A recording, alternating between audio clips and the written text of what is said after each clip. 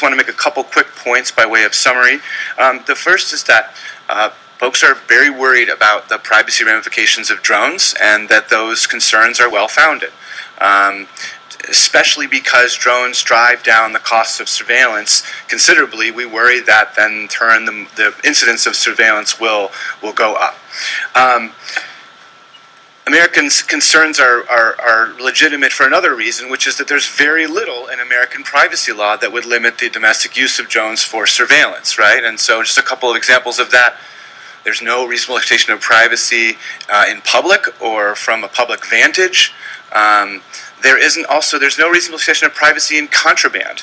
And so the idea is that you could imagine drones flying around with chemical sensors, not the ones here on the table, but the ones that exist today and that Department of Homeland Security and so on are looking into. They could fly around with chemical sensors looking for trace amounts of drugs and so forth.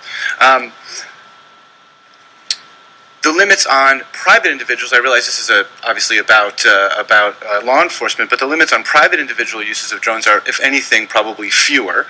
And then you also have, as Senator Grassley mentioned, the issue of the First Amendment, which may in some way push back against limits on drones by the press. So I think the best way to address this issue would be to finally drag our inadequate privacy doctrines into the 21st century. But I think that short of that, one stopgap measure we should consider is that the FAA would actually kick the tires on privacy as part of its licensing process. I do think we should be very careful about passing a national law restricting drones in particular, because actually, frankly, this inadequacy of privacy law is a problem that far outstripes just drones. And with that, I'd be very happy to take questions, and thanks again.